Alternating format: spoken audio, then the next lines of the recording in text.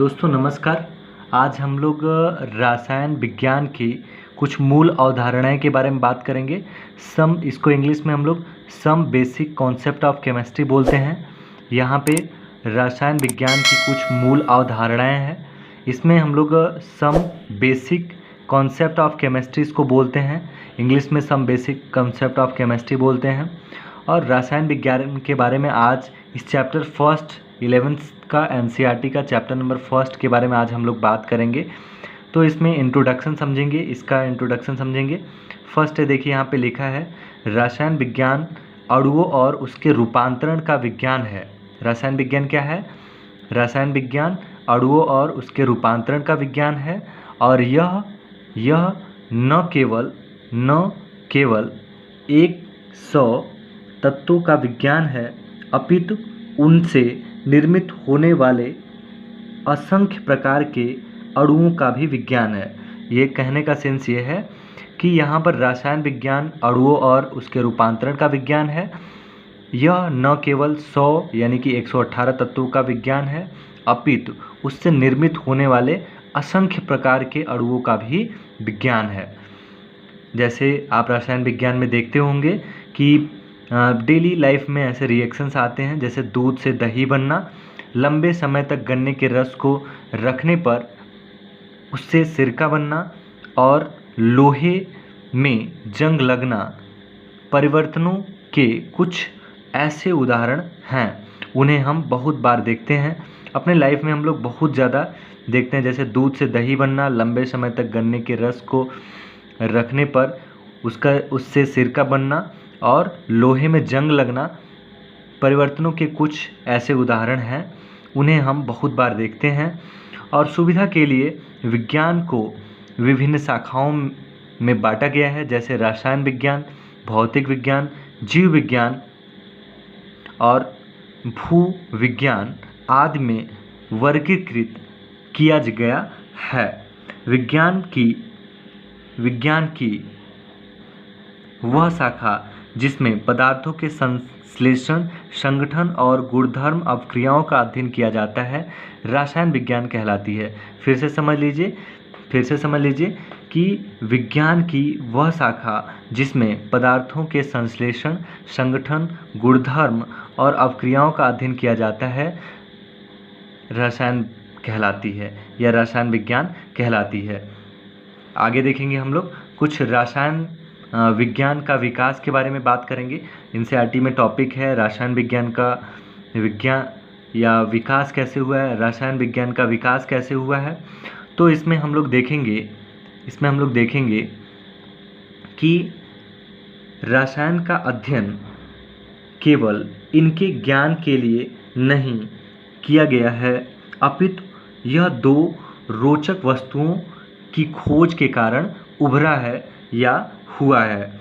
मतलब यहाँ पर रसायन विज्ञान का विकास के बारे में अगर हम लोग बात करेंगे तो इसमें कह रहा है कि रसायन का अध्ययन केवल इसके ज्ञान के लिए नहीं किया गया है, अपितु यह दो रोचक वस्तुओं की खोज के कारण हुआ है।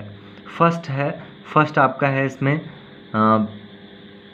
फर्स्ट है पारस पत्थर, जो लोहे और तांबे जैसे धातुओं को सोने में बदल देता है। जैसे हम लोग नागमणि के बारे में भी सुने हैं। तो नागमणि, ऐसा लोगों का मानना है कि जैसे नागमणि अगर उनके पास हो जाए तो वो सोचते हैं जो चाहेंगे वो मंगा सकते हैं। अपना नागमणि सोचते हैं कि अगर हम पा गए तो उससे जो चाहेंगे वो मंगा देंगे। तो पारस एक पत्थर है जिसका पता आज तक नहीं पता चला, जिसका पारस पत्थर हम लोग नहीं खोज पाए। बट इसके ऐसा लोगों का मानना था कि पारस पत्थर अगर हम लोग खोज लेंगे तो लोहे और तांबे जैसी धातुओं को सोने में बदल सकते हैं। उस समय भी सोने का जो इम्पोर्टेंस था, बहुत ज़्यादा महत्व था और सोना बहुत ज़्यादा उस समय भी कीमती था। पहले के राजा महाराजा लोग पहनते थे।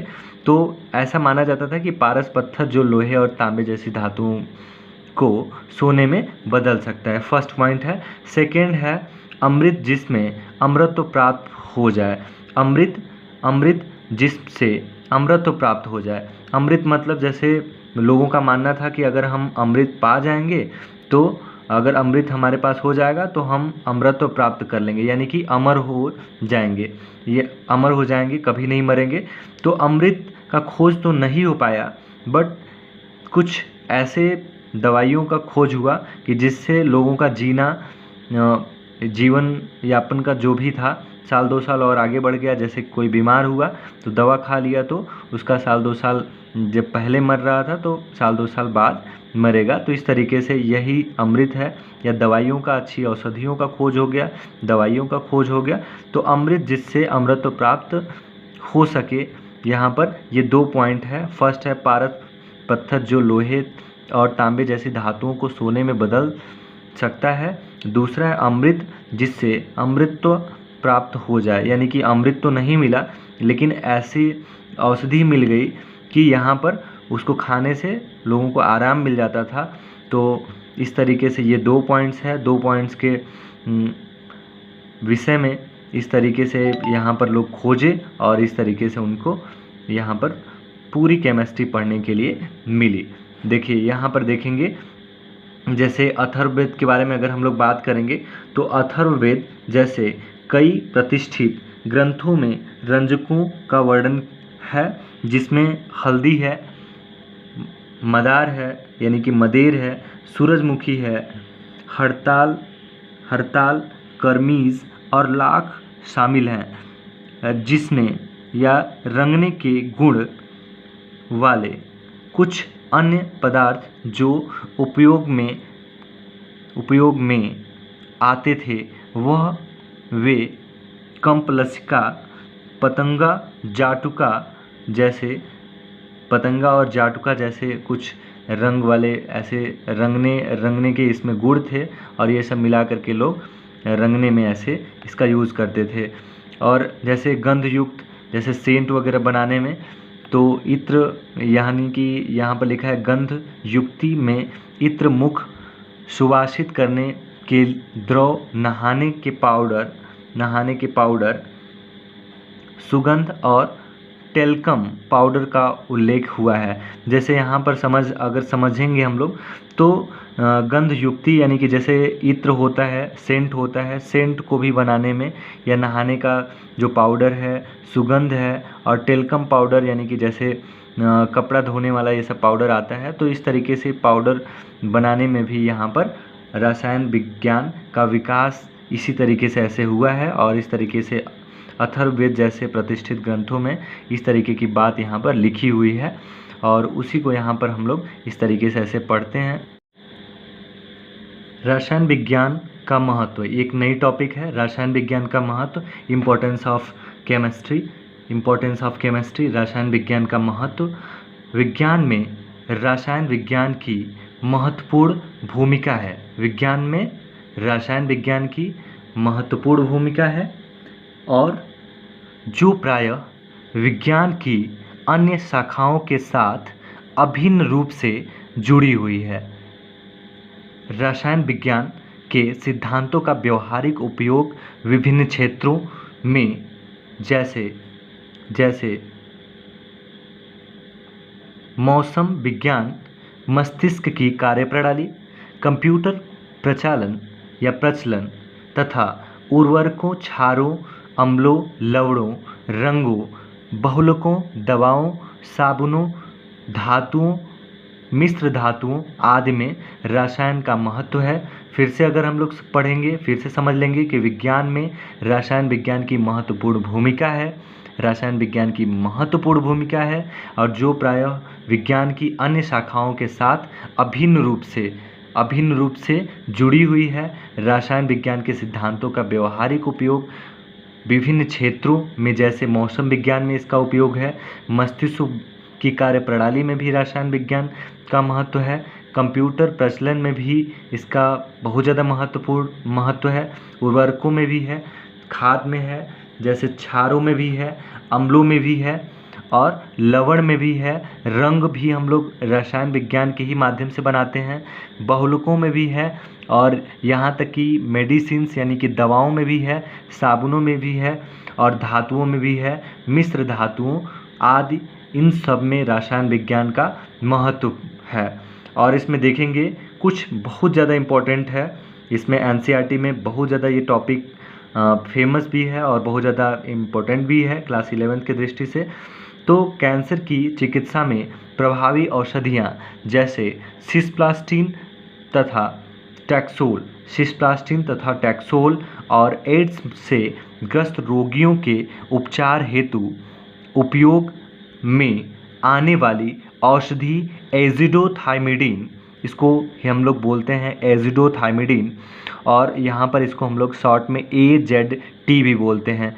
ए से यहाँ पर ए ले लिया गया है और यहाँ पर जी से यहाँ पर जेड ले लिया गया है और थाई से यहाँ पर टी से शुरू होता है, TH से शुरू होता है, तो यहाँ पे टी ले लिया गया है। तो ये आपका कैंसर में बहुत ज़्यादा उपयोग आने वाली औषधि है। ये सिस्प्लास्टिन तथा टैक्सोल है और एड्स ग्रस्त रोगियों के उपचार हेतु जो औषधि है ये आपका एज़िडोथाइमिडीन करके है। यहाँ तक क्लियर हो गया है। नेक्स्ट में हम लोग यहाँ पर नेक्स्ट नई टॉपिक देखेंगे। तो यहाँ आपका एक द्रव्य, यानी कि द्रव्य किसे कहते हैं, द्रव्य क्या है, द्रव्य को यहाँ पर पदार्थ भी बोलते हैं और पदार्थ को इंग्लिश में यहाँ पर मैटर भी बोलते हैं। मैटर की स्पेलिंग MATTER होती है।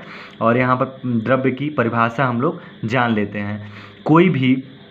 कोई भी वस्तु जिसका द्रव्यमान होता है और जो स्थान घेरती है द्रव्य कहलाती है। कोई भी वस्तु जिसका द्रव्यमान यानी कि वजन जिसका होता है और जो स्थान घेरती है, कोई न कोई स्थान घेरती है, तो वो द्रव्य कहलाती है। इसका एग्जाम्पल अगर हम लोग समझेंगे तो एग्जाम्पल के लिए उदाहरण के लिए यहाँ पर पुस्तक है, कलम है और पेंसिल है, जल है, वायु है। सभी जीव द्रव्य से बने होते हैं। सभी जीव द्रव्य से बने होते हैं। अगर हम लोग पुस्तक की बात करेंगे तो पुस्तक का भी वज़न होता है, कोई न कोई द्रव्यमान होता है और वो स्थान भी कहीं न कहीं घेरे रहती है।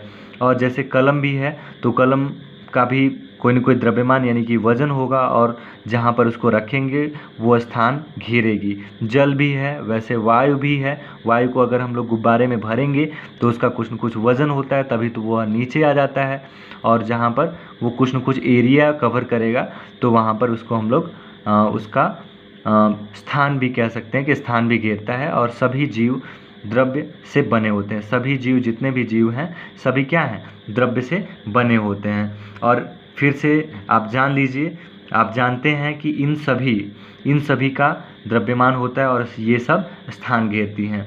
और यहाँ पर नेक्स्ट टॉपिक के बारे में अगर हम लोग बात करेंगे तो द्रव्य की अवस्थाओं के बारे में बात करेंगे। नेक्स्ट टॉपिक है एनसीईआरटी का ही, द्रव्य की अवस्थाओं के बारे में बात करेंगे कि द्रव्य की कितने अवस्थाएं होती हैं और ये क्या होता है। तो द्रव्य की 3 भौतिक अवस्थाएं हैं। द्रव्य को अगर हम लोग देखेंगे, जैसे कोई भी आपका वस्तु या द्रव्य देखेंगे, कोई भी मैटर देखेंगे, कोई पदार्थ देखेंगे, तो उसमें क्या होता है कि 3 अवस्थाएं होती हैं। द्रव्य की 3 भौतिक अवस्थाएं हैं, यानी कि फिजिकल स्टेट है। जैसे आपका किसी वस्तु को अगर हम लोग देखेंगे तो वो ठोस में रहेगी और या तो द्रव में हो सकती है या तो वो गैस में हो सकती है। ठोस में हो सकती है या फिर यहाँ पर द्रव में हो सकती है और यहाँ पर गैस में भी हो सकती है। यही 3 अवस्थाएं द्रव्य की होती हैं। इसमें जैसे हम लोग ठोस में अगर देखेंगे तो ठोस के जो अणु होते हैं ये क्या होते हैं, एकदम सॉलिड होते हैं, ये एकदम पास होते हैं। और यहाँ पर जो द्रव के जो अणु होते हैं ठोस की अपेक्षा थोड़ा सा दूर होते हैं, बट ये क्या होते हैं, गतिशील होते हैं। ठोस का जो अणु होगा वो गतिशील नहीं होगा और यहाँ पर द्रव के जो अणु हैं ये क्या होंगे, मूवेबल होंगे। जैसे वाटर है तो ये गतिशील होंगे, लेकिन ये द्रव के जो अणु होते हैं ठोस की अपेक्षा ये पास होते हैं। ठोस की अपेक्षा थोड़ा सा ऐसे दूर होते हैं बट पास होते हैं। और यहाँ पर गैस में तो एकदम दूर होते हैं। जैसे हम लोग कोई भी सेंट वगैरह मारते हैं तो पूरे कमरे में फैल जाता है, तो उसका कोई भी ऐसे न तो उसका साइज़ उसका फिक्स होता है, न तो उसका शेप फिक्स होता है और वो उसको जिस कमरे में अगर मारते हैं तो पूरे कमरे में महकने लगता है। यह फिगर है, आप लोग इसको बना लीजिएगा। ठोस का बना लीजिएगा, द्रव का बना लीजिएगा और गैस का बना लीजिएगा। ठोस, द्रव, गैस अवस्था में अणुओं की ये सब क्या है, व्यवस्था है। जैसे ठोस में आपका फिर से एक पास पास होते हैं, द्रव में थोड़ा दूर दूर होते हैं और गैस में एकदम दूर दूर होते हैं। इन सब की अपेक्षा ऐसे डिफरेंट स्टेट में होते हैं। और यहाँ पर कुछ पॉइंट्स के बारे में हम लोग बात करेंगे। तो पॉइंट्स क्या क्या है यहाँ पर, फर्स्ट है यहाँ पर देखिए लिखा है ठोसों में ये कण एक दूसरे के बहुत क्रमबद्ध या बहुत पास या क्रमबद्ध रूप से व्यवस्थित रहते हैं। ठोस में ये कण क्या होते हैं, बहुत पास और क्रमबद्ध रूप में व्यवस्थित हो रहते हैं।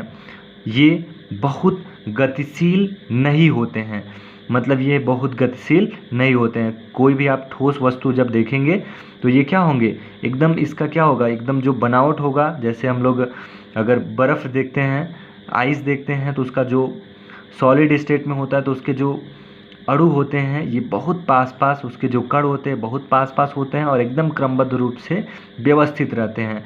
और ये कभी भी ऐसे गतिशील नहीं कर सकते, गति नहीं कर सकते हैं। दूसरा पॉइंट यहाँ पे देखेंगे, द्रव में कण पास पास होते हैं। द्रव में कण क्या होते हैं, पास पास तो होते हैं, बट यहाँ पर फिर भी ये गति कर सकते हैं। जैसे आप पानी को देखेंगे तो पानी द्रव है, पानी क्या है, द्रव है। ये इसका कण पास पास तो होता है, इसमें कहीं कोई ऐसा स्पेस नहीं दिखाई देता है, पास पास तो होता है, फिर भी ये क्या कर सकता है, ये गति कर सकता है। पास पास होता है फिर भी ये गति कर सकता है। तीसरा पॉइंट यहाँ पे देखेंगे, लेकिन ठोसों या द्रवों की अपेक्षा, ठोस या द्रव की अपेक्षा ये जो गैसों के कण होते हैं ये क्या होते हैं, बहुत दूर दूर होते हैं और वे बहुत तेज़ी से गति कर सकते हैं। जैसे आपने स्प्रे इस कमरे में मारा तो यहाँ पर दूसरे कमरे में भी आपका सेंट जा सकता है, पता चल सकता है। इसमें कुछ इस तरीके का फेनामेना है, इस तरीके का कुछ पॉइंट्स है, इसको आप लोग ध्यान से समझिएगा और बहुत इम्पोर्टेंट रहता है एग्ज़ाम के भी दृष्टि से। और इस तरीके से ये बहुत ज़्यादा इम्पोर्टेंट है। इसमें आपका 2-3 पॉइंट्स कुछ और भी बहुत ज़्यादा इम्पोर्टेंट है, इसको हमने अलग करके राइट कर दिया है, लिख दिया है। विभिन्न अवस्थाओं के निम्नलिखित अभिलक्षण होते हैं। जैसे अभिलक्षण का मतलब कि उसका शेप कैसा होगा, साइज़ कैसा होगा, देखने से आपको पता चल जाएगा कि उसका शेप साइज़ कैसा होता है। कुछ शेप साइज़ के बारे में हम लोग यहाँ पर बात कर लेते हैं। और इसमें भी आपका 2-3 पॉइंट्स है। 2-3 पॉइंट्स में आप ध्यान से पहला पॉइंट समझेंगे। ठोस का निश्चित आयतन होता है। ठोस का क्या होता है, एक निश्चित आयतन होगा और एक निश्चित आकार होगा।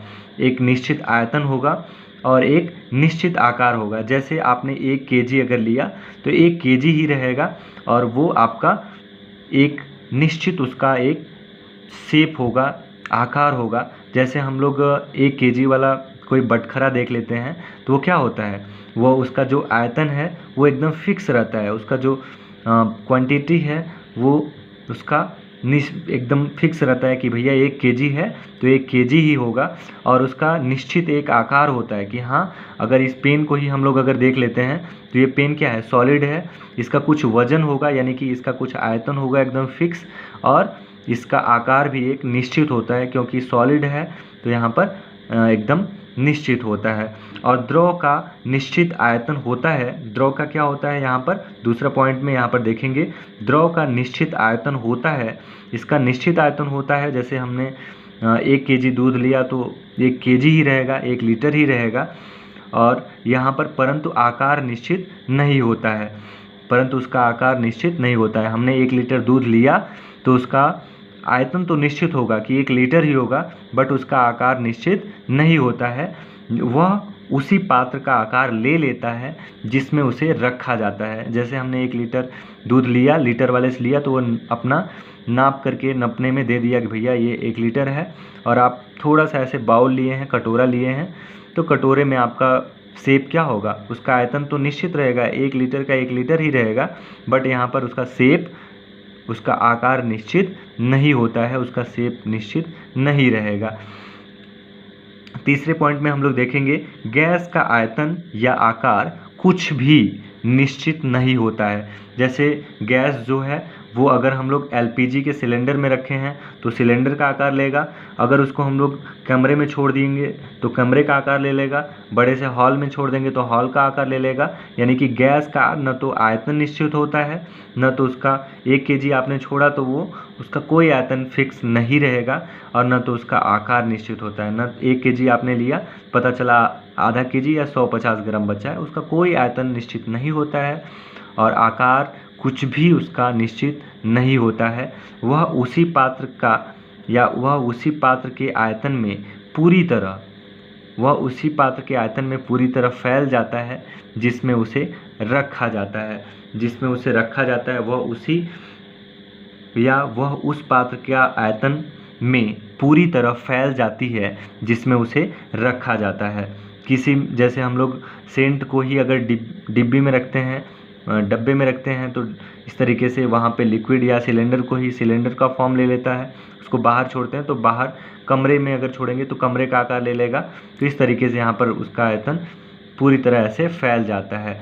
यहाँ पर ताप और दाब की परिस्थितियों के कारण परिवर्तन द्वारा या ताप और दाब की परिस्थितियों के परिवर्तन द्वारा द्रव की इन तीन अवस्थाओं को एक दूसरे में परिवर्तित किया जा सकता है। फिर से समझ लीजिए कि ताप और दाब की परिस्थितियों के परिवर्तन द्वारा द्रव की इन तीन अवस्थाओं को एक दूसरे में परिवर्तित किया जा सकता है। जैसे यहाँ पर क्या है, यहाँ पर ठोस को अगर हम लोग गर्म करते हैं,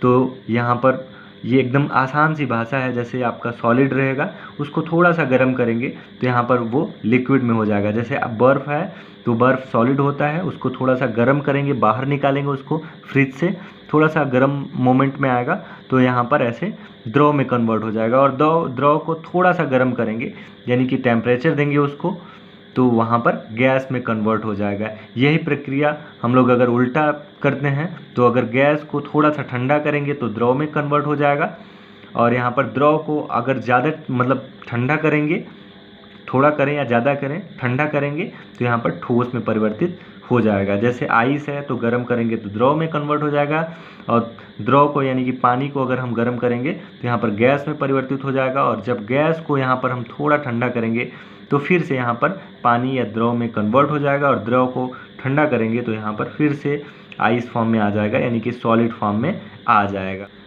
द्रव्य का वर्गीकरण बहुत इम्पोर्टेंट है। ये आपका हमेशा पूछा जाता है कि मैटर क्या होता है, मैटर का वर्गीकरण क्या है, कितने भागों में बांटा गया है, ये बहुत इम्पोर्टेंट है। इसको एकदम बहुत अच्छे से समझिए। यहाँ पर द्रव्य का वर्गीकरण, द्रव्य आपका 2 टाइप्स का होता है। फर्स्ट आपका मिश्रण है, दूसरा आपका शुद्ध पदार्थ है, यानी कि मिक्सचर है, और यहाँ पर प्योर सब्सटेंस है। और यहाँ पर द्रव्य आपका 2 टाइप्स का होता है, पहला मिश्रण और दूसरा शुद्ध पदार्थ। मिश्रण में यानी कि मिक्सचर होगा, मिलावट होगा मिश्रण में, मिक्सचर होगा, मिलावट होगा मिश्रण में, और शुद्ध पदार्थ में केवल एकदम प्योर सब्सटेंस होगा। जैसे कहते हैं ना कि ये भैया एकदम प्योर है, तो प्योर सब्सटेंस यानी कि शुद्ध पदार्थ यहाँ पर होगा। और इसमें आपका मिश्रण में आपका 2 टाइप्स है। पहला है होमोजीनियस मिक्सचर, यानी कि समांगी मिश्रण है, होमोजीनियस मिक्सचर यानी कि समांगी मिश्रण, और यहाँ पर हेट्रोजीनियस मिक्सचर, यहाँ पर विषमांगी मिश्रण आपका 2 तरीके का होता है, समांगी मिश्रण होता है और यहाँ पर विषमांगी मिश्रण। फर्स्ट है आपका समांगी मिश्रण, दूसरा विषमांगी मिश्रण आपका 2 टाइप्स का होता है। शुद्ध पदार्थ में अगर हम लोग ये देखेंगे तो यहाँ पर तत्व है और यहाँ पर यौगिक है। यहाँ पर शुद्ध पदार्थ में अगर हम लोग जैसे हाइड्रोजन है, हीलियम है, लिथियम, कुछ भी आपका जो भी है इस तरीके से एलिमेंट्स है यानी कि तत्व है, और यहाँ पर यौगिक है यानी कि कंपाउंड है। जैसे आपका H2O वगैरह है तो यहाँ पर हाइड्रोजन और ऑक्सीजन दोनों मिल करके बनाते हैं यौगिक, यानी कि बनता है कंपाउंड। तो वो भी क्या होता है, वो भी यहाँ पर शुद्ध एकदम होता है। क्या होता है, एकदम शुद्ध पदार्थ होता है। और शुद्ध पदार्थ का 2 यानी कि तत्व और यौगिक, आगे हम लोग इसी के बारे में बात करेंगे। तो फर्स्ट आपका हम लोग द्रव्य के बारे में पिछले में ही ऐसे बात कर लिए थे, पिछले टॉपिक में ही। तो हम लोग सबसे पहले यहाँ पर फिर मिश्रण की बात करेंगे। तो मिश्रण में देखिए, ध्यान से समझिएगा कि मिश्रण किसे कहते हैं। मिश्रण किसे कहते हैं, तो मिश्रण यानी कि इंग्लिश में हम लोग इसको मिक्सचर बोलते हैं। आप लोग लिख भी लीजिएगा क्योंकि इंग्लिश भी बहुत इंपॉर्टेंट है। और किसी मिश्रण में दो या अधिक पदार्थों के कण किसी भी अनुपात में, किसी मिश्रण में दो या अधिक पदार्थों के कण किसी भी अनुपात में उपस्थित हो सकते हैं तो मिश्रण कहलाता है। किसी भी मिश्रण में दो या अधिक पदार्थों के कण किसी भी अनुपात में उपस्थित हो सकते हैं, मिश्रण कहलाते हैं। जैसे यहाँ पर उदाहरण के लिए चीनी का विलयन, हवा और चाय आदि। यानी कि चीनी का विलयन कैसे है, चीनी और पानी का विलयन हो जाता है और उसमें हम लोग थोड़ा सा नमक भी डाल देते हैं, जैसे इलेक्ट्रॉल वगैरह बना लेते हैं। कभी हम लोग का पेट वगैरह ख़राब होता है तो यहाँ पर हम लोग इसका चीनी का विलयन बना करके पी लेते हैं। हवा भी जैसे नाइट्रोजन ऑक्सीजन का मिक्सचर है, बहुत सारी गैसेज हैं उनका मिक्सचर है हवा। और चाय में भी हम लोग चीनी, पानी, चाय ये सब डालते हैं। तो यहाँ पर भी ये क्या है, ये भी आपका एक मिश्रण है, यानी कि ये एक मिक्सचर है। तो यहाँ पर अब हम लोग मिश्रण की बात ख़त्म हो गई और दूसरे टॉपिक की बात करेंगे, समांगी मिश्रण के बारे में बात करेंगे। तो समांगी मिश्रण को इंग्लिश में हम लोग होमोजीनस मिक्सचर बोलते हैं। इसको हम लोग क्या बोलते हैं इंग्लिश में, यहाँ पर होमोजीनस मिक्सचर बोलते हैं। होमोजीनस मिक्सचर, इसको आप लोग ज़रूर याद रखिएगा। समांगी मिश्रण को यहाँ पर होमोजीनस मिक्सचर बोलते हैं। इसकी परिभाषा क्या है या इसके बारे में क्या है, तो किसी समांगी मिश्रण में घटक एक दूसरे में पूर्णतया मिश्रित होते हैं। इनका अर्थ है कि मिश्रण में घटकों के कण संपूर्ण मिश्रण में एक समान रूप से बिखरे होते हैं और पूरे मिश्रण का संगठन एक समान होता है। उदाहरण के लिए जैसे हम लोग जल में चीनी का विलयन और हवा, जैसे जल में चीनी का विलयन हम लोग अगर देखेंगे तो अगर चीनी जल में यानी कि पानी में चीनी अगर मिक्स करते हैं, शरबत बनाते हैं, 2 लोग होते हैं तो 2 लोगों में से 2 गिलास, मान के चलिए 1 गिलास है तो उसमें आधा गिलास कर लेते हैं शरबत। और कोई भी ऐसे दोनों आदमी पिएंगे तो उसका टेस्ट जो होगा एकदम समान मात्रा में मिलेगा, यानी कि होमोजीनस मिक्सचर होगा, समांगी मिश्रण होगा। और इसमें हवा में भी अगर हम लोग देखेंगे तो ये क्या होगा, ऐसे एकदम समान मात्रा में ही, जहाँ हम लोग रहते हैं समान मात्रा में ही हम लोगों को मिक्स होकर के मिलती है। और हम लोग अब बात करेंगे विषमांगी मिश्रण के बारे में। बात करेंगे, ध्यान से समझिएगा, ये भी बहुत इंपॉर्टेंट है, जानकारी के भी दृष्टि से बहुत इंपॉर्टेंट है और क्लास के भी दृष्टि से बहुत इंपॉर्टेंट है। विषमांगी मिश्रण के बारे में बात करेंगे, इसको हम लोग इंग्लिश में हेट्रोजीनस मिक्सचर बोलते हैं। किसी विषमांगी मिश्रण में घटक एक दूसरे में पूर्णतया मिश्रित नहीं होते। किसी विषमांगी मिश्रण में घटक एक दूसरे में पूर्णतया मिश्रित नहीं होते हैं, उसे विषमांगी मिश्रण कहते हैं। उदाहरण के लिए जैसे जल है और तेल है, और जल और तेल का मिश्रण, जल और कंकड़ का मिश्रण। जल और तेल को अगर हम लोग मिलाते हैं तो तेल ऊपर हो जाता है और जल नीचे हो जाता है। जल और कंकड़ को अगर हम लोग मिलाते हैं तो कंकड़ नीचे हो जाता है और जल में पूरी तरीके से मिश्रित नहीं होता है। तो ये आपका इस तरीके से ये विषमांगी मिश्रण का उदाहरण है। शुद्ध पदार्थ क्या होता है, इसको हम लोग इंग्लिश में प्योर सब्सटेंस बोलते हैं। शुद्ध पदार्थ को इंग्लिश में हम लोग प्योर सब्सटेंस बोलते हैं। जिन समान पदार्थ का संगठन निश्चित और स्थिर होता है उसे शुद्ध पदार्थ कहते हैं। जिन समान पदार्थ का संगठन निश्चित और स्थिर होता है उसे यहाँ पर शुद्ध पदार्थ कहते हैं। रासायनिक या सभी रासायनिक